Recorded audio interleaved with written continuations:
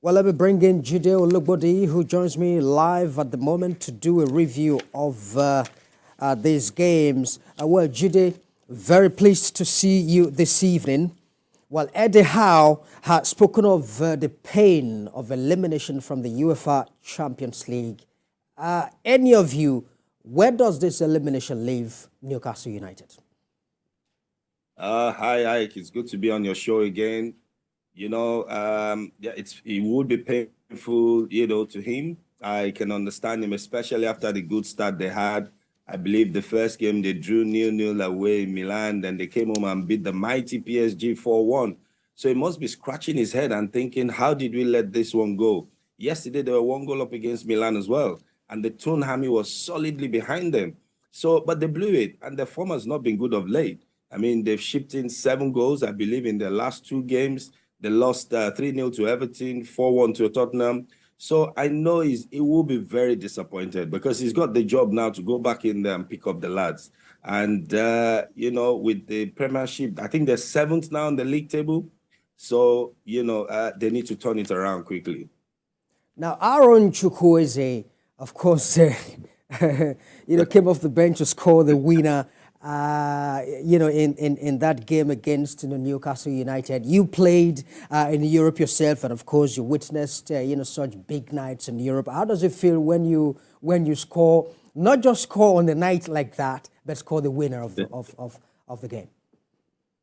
You know what? They say the best reward or the best thing to do is actually to be successful. That's the best way to shut up your critics.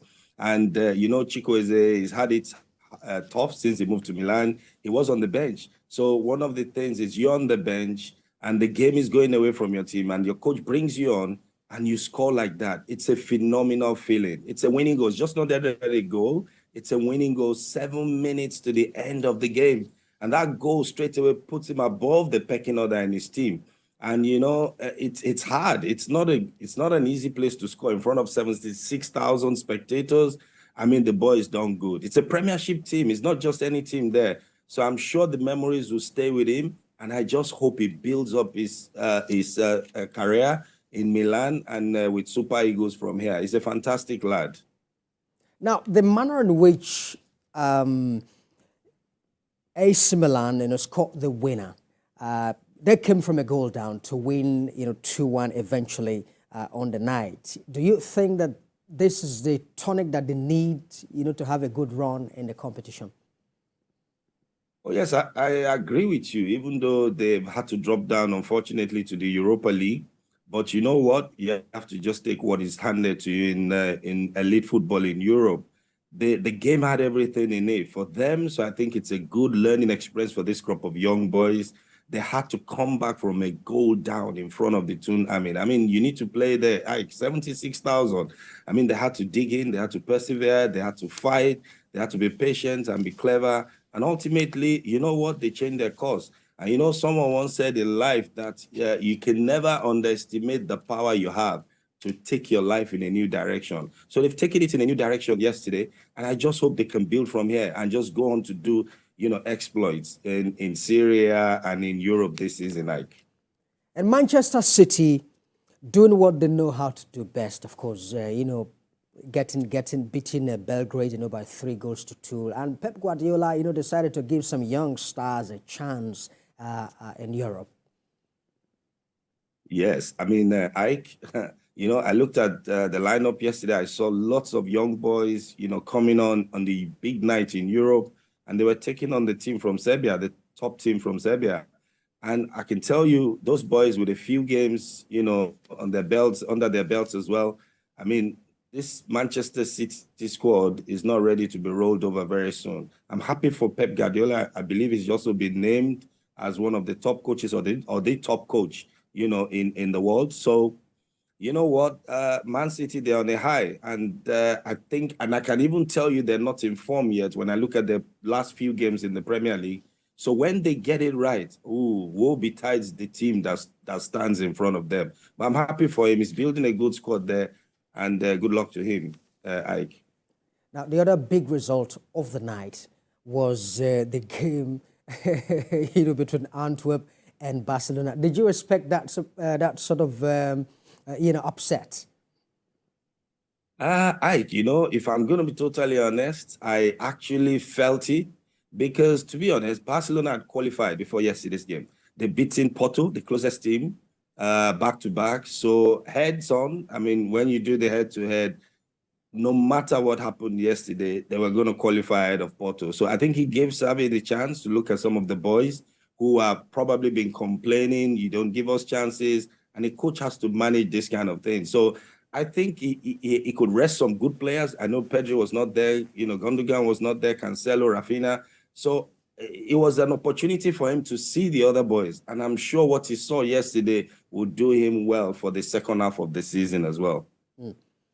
Now, there are concerns, at the moment about, Xavi's, style of, coaching, and then his lack of,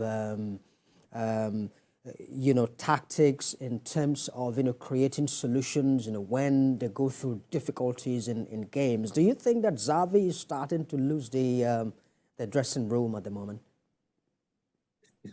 In Spain, when Real Madrid or Barcelona are not on top, it's a crisis in Spain. So we have Girona, a team from nowhere at the helm of their affairs in Spain. So there's bound to be rumors. In Catalonia, they have sports media every day. So you can imagine what's coming out of the camps from the players, agents, and coaches that are not playing. Every Barcelona coach is going to be under pressure. We've seen that. But Xavi has just delivered the La Liga. And being an elite player, he understands the art of man management in the dressing room. So when you look at the coaches he's learned under, Van Gaal, Rijkaard, Gullit, Guardiola, Enrique, Iker Saiz, Aragonas, these are top managers. So, and for him to make that transition from football to be the manager, okay, it was Middle East, he won over there, came to the La Liga, won the La Liga in his first season. I think they should give him a chance. He's a young coach, he's starting out. And I believe that if he continues with his philosophy, we'll be talking, who knows, we may be talking about him as a legend in the next 5 to 10 years, Ike. Okay, well, we also had PSG versus Dortmund. PSG, reaching the last 16 by the very skin of their teeth. Is there a sense you think, they could now go ahead, balance things up and then have a good run? They have a quality manager with them in Luis Enrique. Yes, I would agree with you. I mean, I've looked at PSG in the last few months, or let me say half a year. And to be honest, Wednesday was waiting to happen. A new coach had to come to that dressing room. You watch them. I think what the guys at the top just said was, look, let's not add more to this circus. Let's wait. Let's qualify for the next round of the Champions League and we'll make the change. Even if we don't qualify, we'll make the change. And it was essential. It's essential after the Messi saga, the Neymar. There was also Mbappe as well, Coach Israel. So anyone who's seen PSG play recently, I'm sure you'll agree with me, there's no synergy between the team and everyone was just playing. It was like you're putting 10 or 11 different outfield players there. But now with Enrique is a seasoned coach. He's coached Spain. I think he was runner-up in the European Nations League, and he's also won the Champions League. So who better to have than Enrique with the experience of playing as well? So I believe that PSG may have found the man to unlock the talents and the potential in the dressing room. And I'm excited for the second round of games to start as well, Ike. All right. Well, quite a number of teams have gone into the second round. You have, Manchester City, you have Inter, Atletico. I mean, what sort of, games are you looking forward to as we, look forward to the second round of games, the round of 16? Yes, I mean, Ike, the best thing that UEFA did was to take out their away goal rules. Because what we're going to have is exciting football. So gone are the days where teams will sit down and say, well, we'll just hold out. You don't score us here and we'll go and score you away. There's none of that. So it's going to be open, attractive football. And if you see the lineup, the usual suspects are there: Real Madrid, Barcelona, Atletico Madrid, Manchester City, Arsenal as well with the football they've been playing. But this is where everyone now, they have to box clever. You have two 90-minute games to play, and you have to put the best team out and the best tactic out to play each game, knowing that at the end of the day, it's the team that scores the most that goes through. So, I'm excited. I'm really excited at the prospect of the lineup we have. Right, Browns, I beg your pardon, Jide Olugbodi, former Brentford player. We must thank you very much indeed for sharing your thoughts with us. You're welcome. It's always a pleasure.